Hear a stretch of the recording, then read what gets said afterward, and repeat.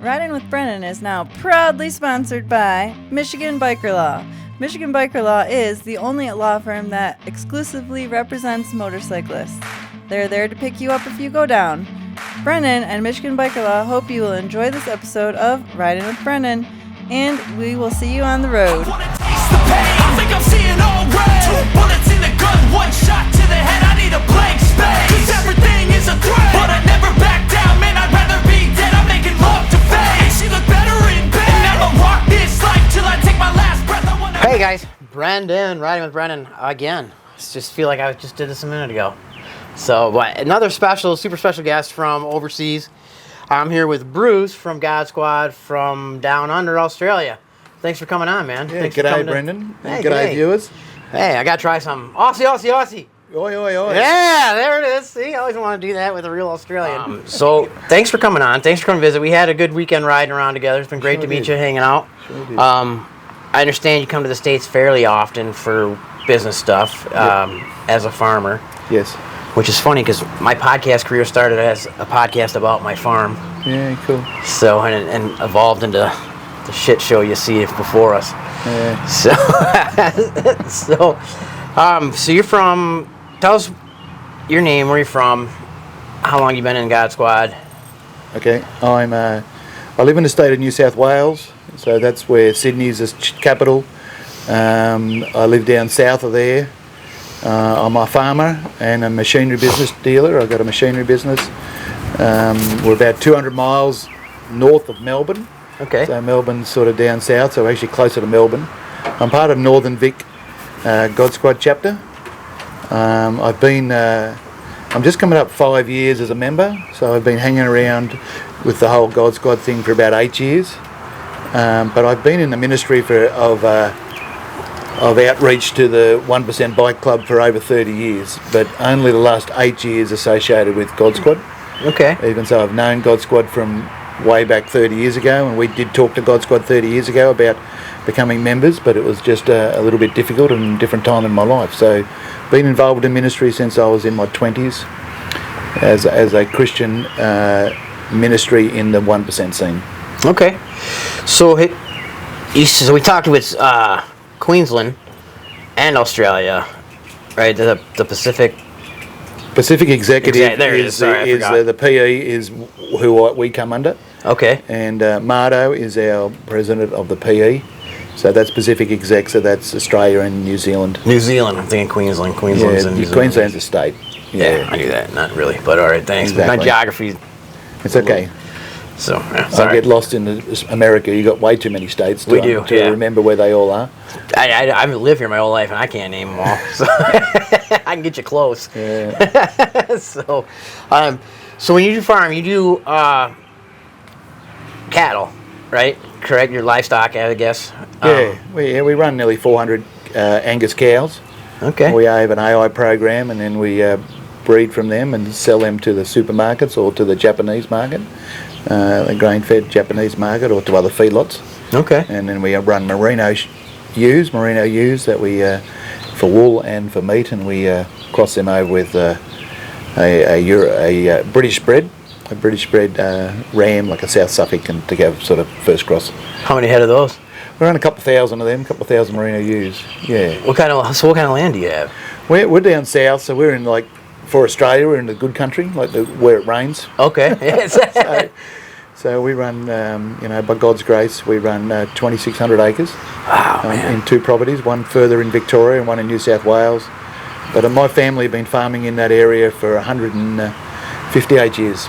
Very cool. Yeah, so we're old school farmers, and I love the land. I love farming. Yeah, once it gets in you, man, it's work, but it's rewarding. True. And you do farm machinery. Yeah, we run a machinery business. We've had that going for 22 years, and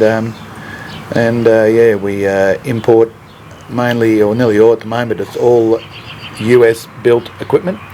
So we're the Australian distributor for 5 US manufacturers, and then we have an association with other US manufacturers. And it's all farming equipment, but it's for the big feedlots. It's feedlotting. We ran a feedlot for 30 years, and so it's mainly feedlotting equipment for the bigger corporates. Okay. Yeah, JBS and those big companies. Good. So Carl and Paula, I gave them this hat already, off camera. I was giving gifts out. So Good hat. Like Michigan it. Bike Thank you. Life. Thank you guys for that. Thank you. How? I guess we'll start at the beginning. How'd you get into bikes? If you're living on a farm, I figure out you know for the me, answer. it was always my happy place. Yep. We had motorcycles since we were little kids. My first bike was a GT80, so that was in the 70s when there wasn't really mini bikes and there was no four-wheelers or three-wheelers, no such thing. So we had, I think Dad only made us buy it because then we could do all the stock work for him.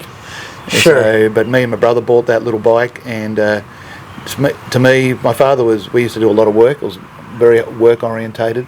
So for me, I could get on that motorbike with my dog and I could go out the back into the bush, and it was always my happy place. Yeah. So it's always been my happy place, and I've had motorbikes ever since then. But I couldn't tell you how many bikes. But into Harleys in my 20s. Okay. So I've been into the Harley scene since in my 20s. I mean, that first Harley was a big investment, but it was, it's been a lot of fun. I love the bikes, and It's quite a step up. I've ridden Kawasaki's and Suzuki's my whole life, and then this is my actually first Harley, and I can't believe I waited so long. It was I'm like, man, if I only knew, right? I would have gotten involved a lot sooner. So how'd you get? What do you feel led you to minister to the group that we minister, God Squad ministers to? I suppose I started doing prison fellowship. I was a member of Prison Fellowship, which is the Chuck Colson American organisation, and I did that in our local prison, and through that I met people in the scene and prisoners that were part of the bike scene. And I just wanted to do more ministry. I'm very ministry orientated, very mission orientated, and there was local clubs around me, so I just started turning up and building relationships. But that's over 30 years ago now. So, and those relationships are still in place in some of the clubs that I'm involved with. So you're doing it right then. I think so. I guess yeah. It's full on, it's really full on, and it does consume me up a bit. But try to get a balance between work life, family life, and the bike scene is a difficult one. And my priorities are my wife and my faith. Sure. My two sons, Trent and Sam, are very important. I have a great relationship with my two boys. Trent's married now, and he's got a wife, Amanda, and she's a lovely girl, and they're doing really good. Good. Happy Father's Day, by the way. I know it's not Father's Day in Australia, but our Father's Day is a different date. Is it? Yeah, I don't know why that is. You should get like twice the gifts then if you're here. Yeah, exactly, for and this. get it twice. Better remind the boys that. Yeah. Is it in Europe? Yeah. Father's Day today? Yeah, that's crazy. How come Australians are different? I don't know. But anyway, it is. We're different. Okay. Well, you're upside down because you're down under. Exactly. We're upside down. So it'll be 6 months from now, I'd say. Is it? Is it? I don't know. I'm like, oh, that's kind of neat.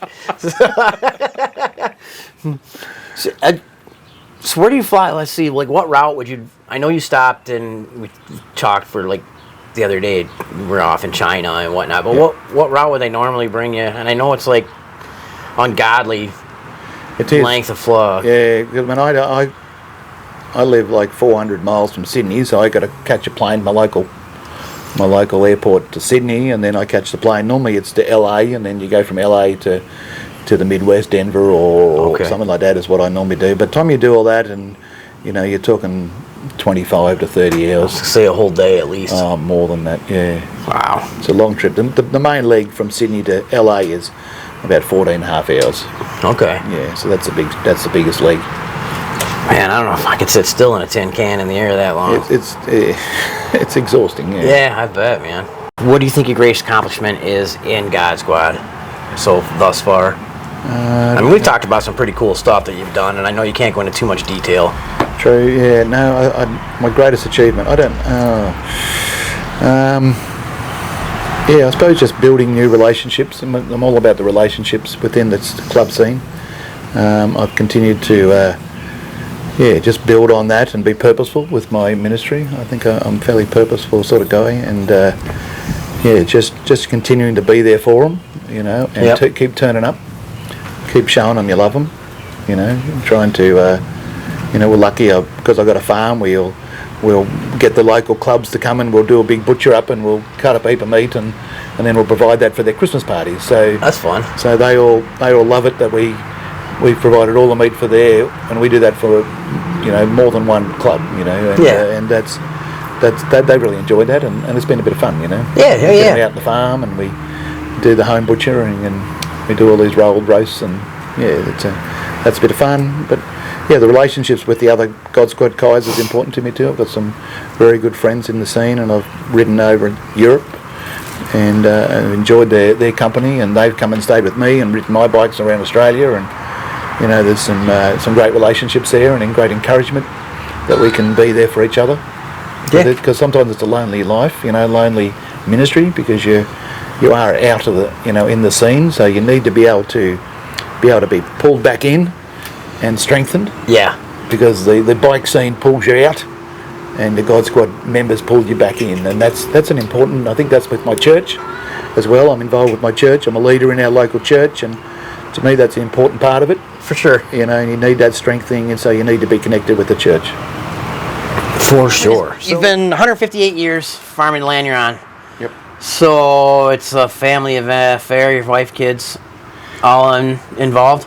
My wife's Helen is involved with the business. Okay. She helps me. She's a great supporter. She's my number one fan, really, in my support. She gets a bit tired of the farming. She gets tired of the business part because it's just ongoing and relentless. Yes. Helen's a great girl, and we met many years ago, and I'm married 30 years this year, and we met through prison fellowship. Okay. What happened there is I was in prison. No, I wasn't in prison, but Helen wasn't either. But it's a good story. But we, both Helen and I were both older before we got married. I was sort of 29 before I got married, and both of us had got to a point in our relationships that we were comfortable in our singleness, and both of us thought we were never going to get married, and we were both comfortable with that, and that was cool. Yeah. And that took us to, I suppose, for me a bit longer on, but that was good. So I'm out doing my ministry. I'm involved with Prison Fellowship, and in there at the local prison. Helen had a friend who had got in trouble and ended up in prison, accidentally killed somebody, and he was an old school friend of hers. But she didn't want to go and visit him in prison. And a local church she was going to, there was some guys there that used to come into the local prison. So Helen approached them and said, "Look, I've got this friend of mine who's in prison. Could you go and say hello to him for me?" So they did that, and then she got in. She sort of thought that's pretty cool. And then we used to have a bake up where we'd do it at Christmas time. Okay. And people would come in and bake cookies, as you call them, and we'd give them to the prisoners and their families with presents and that. We'd give presents to the prisoners to give to their children. Oh, okay. So we would give them a present that would be sex and age appropriate. They'd give us their children's name, age, sex, and then we'd buy a present that then they could present that to their children at Christmas time. Very and then cool. Then we'd give them a little pack of cookies. So Helen went and did cooking and doing that, and so she got onto the mailing list, and we had a conference in Melbourne. Helen was from Melbourne, and I went down to the conference because that was just our get together from our little area and our prison with all the other guys that were doing it. And Helen come along for that conference, and we met each other there, and we started that relationship. But and all of a sudden it was like, oh God, I thought you said I wasn't going there. And both of us thought that, but we actually decided to get married at our third visit to each other. Third time we saw each other, we just said, if you're not serious about this, then why are we doing this? And I said, no, same, if you're not serious about it. And then we said, well, let's get married. So that was the third time we'd met. So much for never getting married. I know, and when they say you know, I thought that was a load of rubbish, but that actually is really, for me and Helen, it was true. Right on. We knew, but yeah, so it was so we thought, well, let's get married. So we did. How long after that did you get married? Just a year. Okay. Yeah, we thought we'd better not scare everybody and get married, the next week. So we decided we better plan it out and tell our parents and get that all done. And it was about a year later that we got married. Yeah. How many kids? We've got two boys, Trent and Sam. Trent's the oldest, and then Sam's youngest. Sam's 24, turned 24 yesterday, and Trent's 27 this year. See, both work on the farm? No, Trent's Melbourne. He's what I call a Collins Street accountant, which is a big business area in Melbourne. Okay. He works for a big American firm there in the accountancy, and Sam's at college, still at college, just finishing his degree in ag commerce. Okay. Agriculture commerce. So he will at some point, or something related to ag anyway, right? So. Maybe, yeah. No, he's a good guy. He'll never starve. He knows how to work hard. They both know how to work hard. They've all worked hard on the farm. Good. Been part of that, and I think they enjoy that too. Yeah, but both of them, I think, especially Trent, I think they think there's a easier way to make a living than how Dad does it. They're not wrong. Farming's hard work. Especially, I think, the livestock. I mean, not that the other stuff, cash crops aren't hard too, but the livestock, I think, definitely more emotional for sure. Absolutely, it's a roller coaster of emotions, livestock. But it's very satisfying. It's just a long-term thing. It's not a, I think that's why the cropping program is different. It's instant gratification with the cropping. You got the cedar, you're going along, look behind, the paddock's all brown. Yeah. So you get the job done. End of the day, you can see what you've done. With livestock, you've got to join them. You've got to keep them alive. It's a 2-year process. So I think maybe that's why the younger generation aren't getting into livestock like the cropping program. There's a lot more younger people in the cropping program, I think, than in the livestock. So but to me, it's pretty exciting. And it's you never hear any cropping farmers when they get to their retirement go, I'll be so glad when I get to the end there, I'm going to pull out that little 20-row combine and the old tractor, and I'm just going to be able to just put those few paddocks in while I'm retiring. Nobody says that, but lots of farmers say, I'm just going to downsize, I'm just going to keep breeding a few cows, and I'm going to really enjoy that part of it. That's exactly my plan for my next place. The next time I move is going to be the last time I move, and I want to get a couple more cows and just... Yeah, it's a good thing. And I want to travel first, though, because I didn't get to travel much with being the hobby farm. And then I have 4 dogs, and now I have my one senior dog. As soon as he crosses that rainbow bridge, boy, look out, world. Yeah, there you go. I love my dogs. I've got a couple of great dogs, and they're good fun at the farm. Yeah, oh yeah. Yeah, ours used to love the cows. They would love the cows, hated the fence. We got a Kelpie. Boy, did they hit the fence. Yeah, we got a Kelpie, so it's the Australian livestock sheepdog, cattle dog. Yep. But also got a little Jack Russell who thinks he's a Kelpie, and who does the livestock work as well, and he thinks he's a sheepdog and cattle dog, even so he's only about this big. Yeah, they are 10 times bigger than their body size and personality, man. This Jack Russell's. My brother has one. Cool dogs for sure. Absolutely. So I'll have dogs again, but I too many countries I want to see to find a dog sitter 100 times, so Angus, and I'm assuming black Angus, no red. No red. We just use standard black Angus. We do an AI program every year, so we join all our heifers and some of our cows will do maybe 130 or 40 AI, and then cover balls over that. We try to breed good cattle. Sure. This year we used sex semen on the females, so that we got all female calves. Yeah. Because that gives us better in return on my investment for the program. For sure. So we're doing that, and I'm going to a bull sale this year in Nebraska, so I'm involved there. And that stud we're going to, there's a sale on next week. He's the bull that we use this year. So we're going to look at their cattle and look at their bulls and that's do so some fun. choosing. And I love breeding. It's a really exciting thing to do. I love it's a long-term goal, but it's a really satisfying to know the bloodlines of your cattle and to follow them along and to continue to hopefully get them better. Yeah, it is. I had fancy cows. So we had all papers for ours, so we could check the pedigree back, and it was really cool to go and see the cows and be like, all right, I want some of that. Yep. How long does your herd health take when you run them through the chute? That's got to take a day. Well, it varies compared to what we're doing. There's lots of different. We run in American chutes, and love that hydraulic cattle crush, or we call them crushers, or American chutes, a hydraulic chute. It's a great tool, and we sell them too. That's what we sell as part of our machinery. We sell American chutes. Yeah. That's fun. I always liked herd health because I get to get my hands on some of the animals that are a little standoffish sometimes, and you get to... But we brought a lot of crazy cattle out because we ran a feed yard there for 30 years and fed 100,000 cattle, and some of those cattle we used to get out west that were nice and cheap would just want to kill you. Yeah. You know, they would run. They would nearly. They would jump out of your 5, 6 foot yards, and they would chase you around. And you know, they might have been cheap, but man, some of them were just crazy. There's a reason you got them cheap. They were crazy, but we made money out of them, and that was all we're trying to do, was make money. So Absolutely.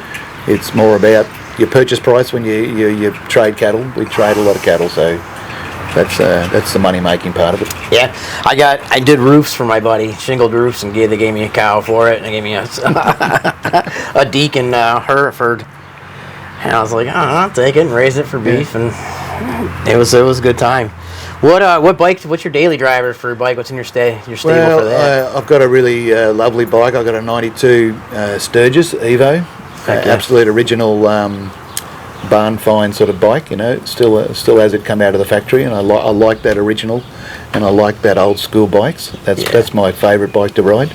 I've owned pans, and I own a couple of shovels, and I like that old school stuff. I've still got a electric glide, which is my get on and ride bike. I have to just got to be there, and there's no mucking around, and I can't break down. Yeah.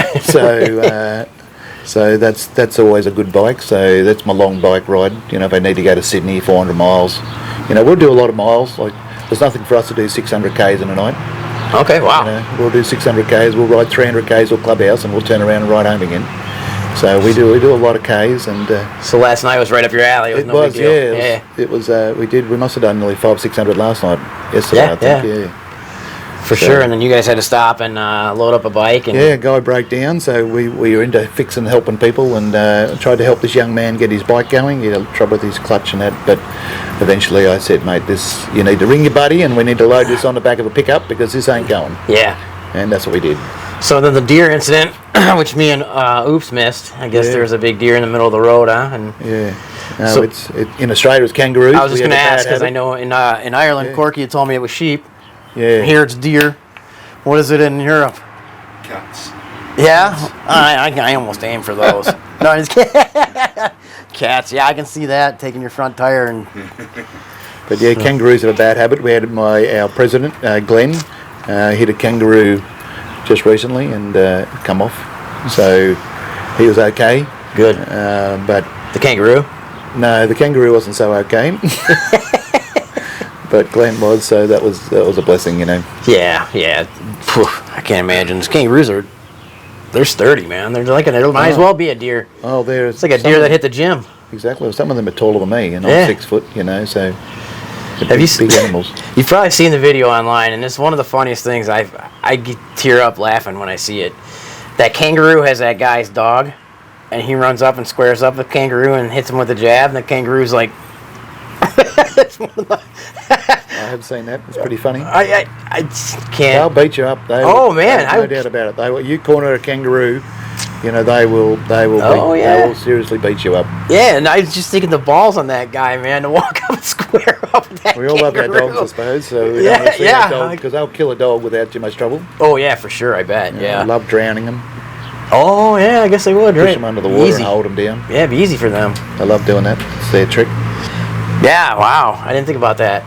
I just remember seeing that video. I laughed so hard. I'm like, the guy's got some nuts on him, man, to go square up with that kangaroo. Actually hits him with a punch. I know. It's not the sort of thing I would do, to be quite honest. Yeah, I'm like shoot. No. But I mean, in America, it's like, that would never cross our mind to square up with a deer or something. It's like, you know, so I thought that was pretty hilarious. Yes. But how often do you come to the States, and how many of the states have you hit since you're here quite often? I think it's my 12th time here. Okay. It's mainly with our machinery business. We come over here and catch up with our manufacturers.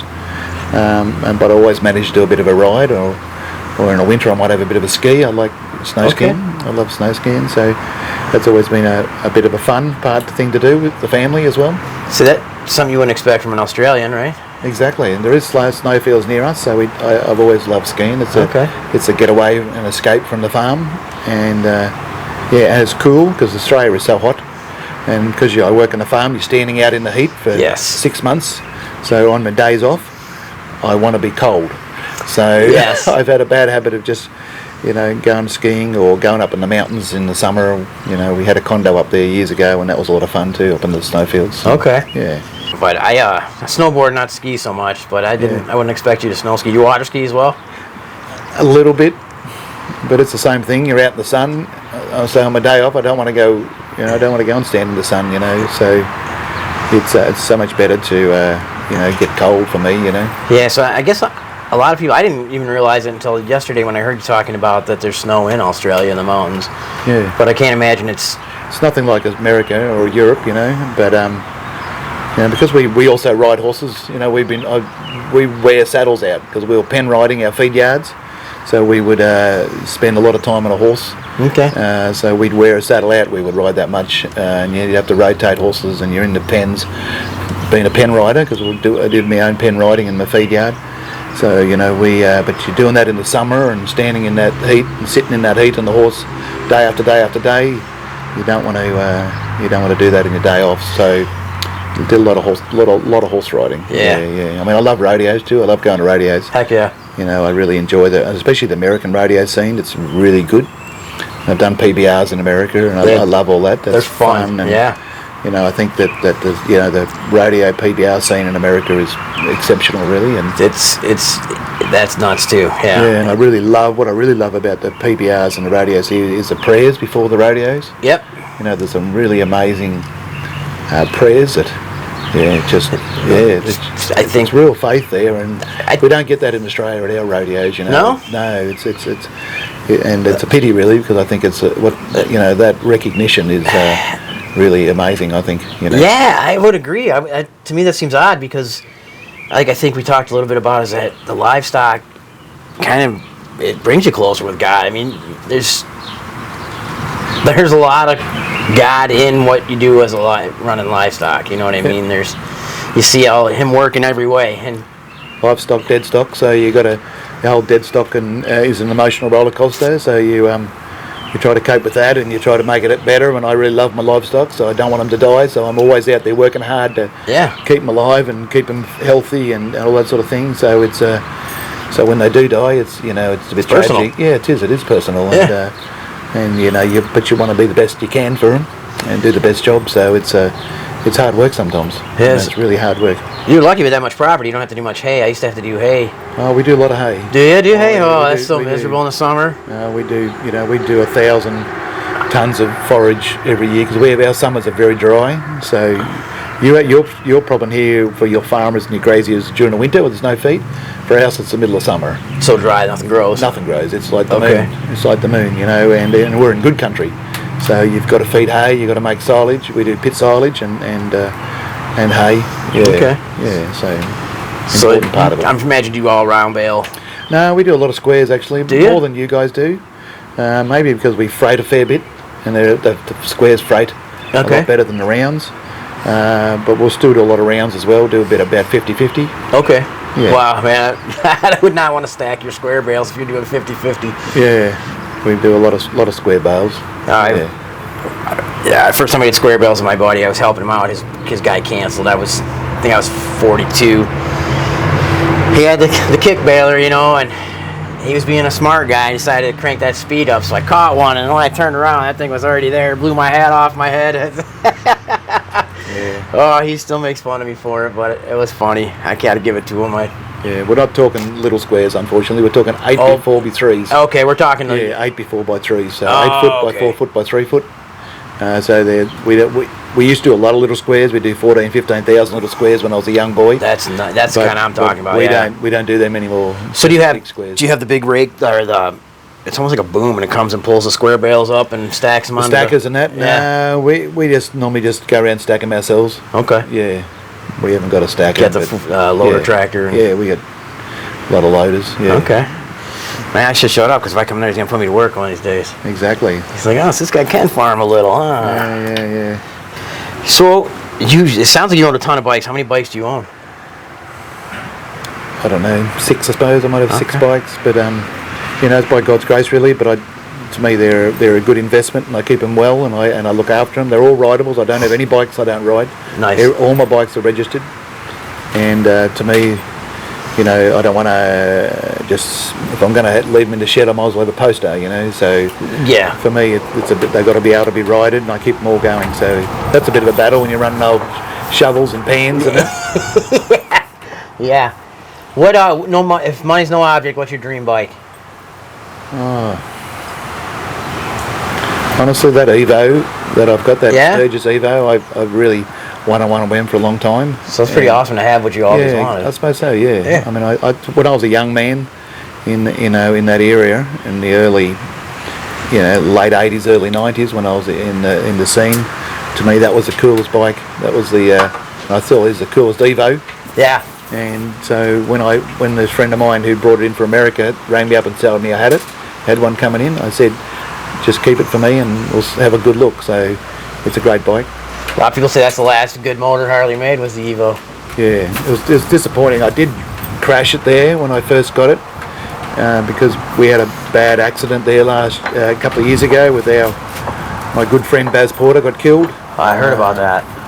So my bike went down in that crash, and so that was Baz was an amazing man who had a great mission heart, and he was a good fellow, and it was a very sad day. But and my bike got crashed up in that, so I managed to put it back together, and it looks exactly the same. So yeah, Gave you a project for a little while, but Yeah, rough. I heard about Baz, and that was when I first, I don't know how, started hanging out with him a little bit. It was fairly recent. Yeah, it was fairly recent. Yeah. So Yeah, I mean, So what would you? So I asked Nigel this, and I think it's a good question to ask most squad members. What advice would you give to someone that's kind of on the fence for missionary work? Like they think they're being called, but they're not 100%. I think they need to come and try. I know the process of 3 years as a God Squad it sounds like a long process, but it's a real come and try. I think it is, and that's what it's about. And there's no shame in that if you don't finish that, because I think you need to be there for the mission. It's not a social club. Nope. And it's never been, in my opinion, it's never been made as a social club. So we still have social events and we do stuff together as a chapter, and that's important. But it's about the mission, and I think you need to really feel that you are called to the mission. Because it says very clearly that we are we're a mission club, and that's our goals. So that takes time to understand. You need to really feel and get involved with your local chapters to see whether you really want the mission. And it's an important part of God Squad, I think. Yeah, maybe it is the most important part. I think so. It's in our constitution, so it's pretty clear. Yeah. All right. Well, thank you for your help this week, to our last couple days too. You were, guiding us whether you knew it or not, the associates, and all of us watched and learned from the patch guys all the time, and that's like we should be doing. So I appreciate your time and instruction on that. No, it's great fun. I love America. I love coming here. It's always good people, and it's always a good time, and I'll be back again. All right, man. I hope so. I hope to get to see you again. Thanks you. for coming on. Thank you. God bless. You too. Thanks. See you guys all next time. Ready? Catchphrase. Never walk this life till I take my last breath. I wanna make a change. I got one life.